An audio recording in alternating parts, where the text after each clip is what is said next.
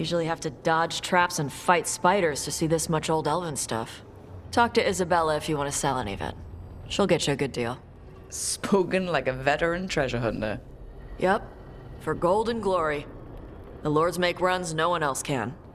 Isabella's undies would catch fire if she saw all this.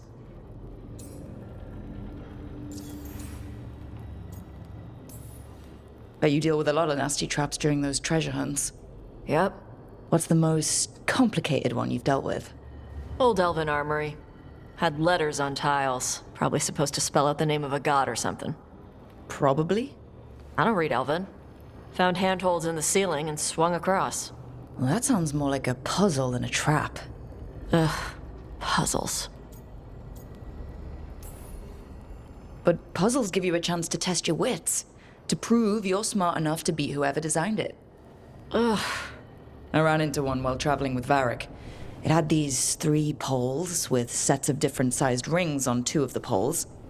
And you had to move the rings over to the 3rd pole? And the rings had to be sized right and crap? Yes! You've seen it. That thing is Vashadan.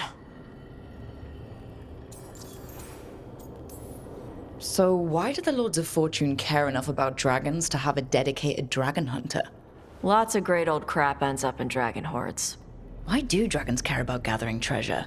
It's not like they go to the market. Dragons like metals and gems. Anything glittery catches their eye. So they're like really large magpies? Kinda. And they live for centuries. Lots of time to gather a bunch of shiny crap. Plus all the gear carried by idiots who thought they could kill a dragon. I'd appreciate it if you avoided fencing any of the elven artifacts unless Balara tells you it's okay.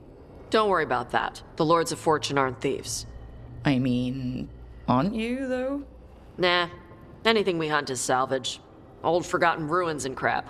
And we make sure we're not screwing over a culture that lost it. That's what my mother does with the Kunari stuff. How does the Ravani Royal Guard feel about the Lords of Fortune? They used to complain about us. But that was before the Antam invaded Ravane. And now, Ravane sees the benefits of having a bunch of heavily armed people on their side. Same for the Pirate Armada. It's bigger than Ravane's official navy. But we're also helping save old artifacts. The Antam are burning ruins as they move south. We get artifacts out before the Antam destroy them. Magical stuff. Cultural stuff. Stuff you don't want to lose.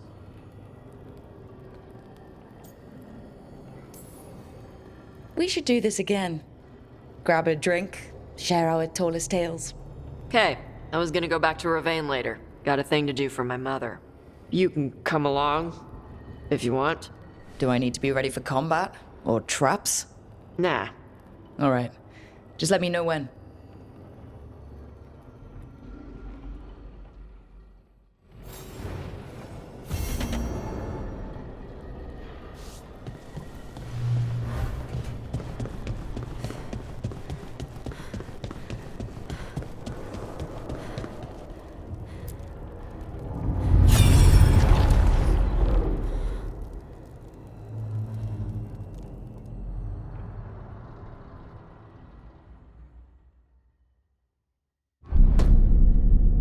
You cannot do this, Alganan.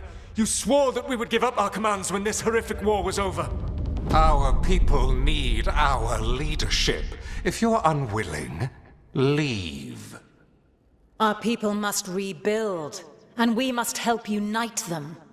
So, we did not fight for freedom, but to conquer this land and our own. We fought to win, and now the Evanuris are as gods. I do not answer to Mythal's annoying lapdog. The people are afraid. They must believe in something. They need strength. And wisdom. They need gods who can protect them. We are not gods. You will learn that. Every lapdog hides a wolf inside.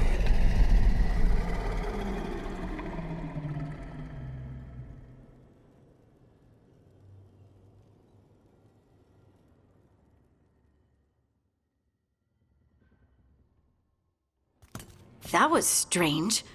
They were speaking Elven, but I understood it. I believe we have experienced a memory in each of our native languages. Not just any memory. One of the Dread Wolves. And the mages who declared themselves my gods. Well, mine and Davrin's.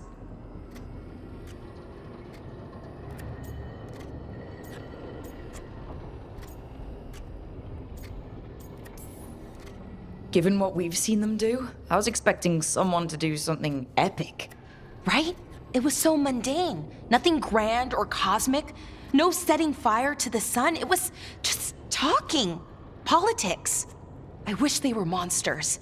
Something grand and terrible. Seeing them like that, they're no better than Tevinter nobles. But no worse, either. They were people. And people can let you down. All right. What else can we take from this memory? Elgranon was hungry for power. Did anything he could to get it, and to hold on to it. Then Solus, furious at Elganon's installing himself as a despot, started his rebellion. There's another moving part in this. Mythal. She was keeping the peace. Mythal and Solus were close. The Inquisition found a temple to Mythal, and there were wolf statues everywhere. Then she sides with Elgranon over him. A betrayal. It sounded like Solus was loyal to Mythal. What did Elganon call him? Mythal's lapdog? And then she grabs power alongside Elganon instead of standing for her principles. I'd be angry too. Angry enough to start a rebellion? That's not how he'd see it. He didn't destroy the world. Elganon did. Solus did what he considered necessary to stop him. Solus would try to justify what he did, but he'd also blame himself for what happened. Perhaps these murals aren't simply memories. They're what Solus wishes to forget. His regret. That means they're a way to learn his weak points. Why are we worried about Solus? He's trapped. Right. But the Dread Wolf was the god of trickery. He's looking for a way out. Bet on it. Meanwhile, keep your eyes open in the crossroads. If there's a way to restore the rest of these murals, Solus would have kept it in his hideaway. It'd be nice to get inside his head for a change.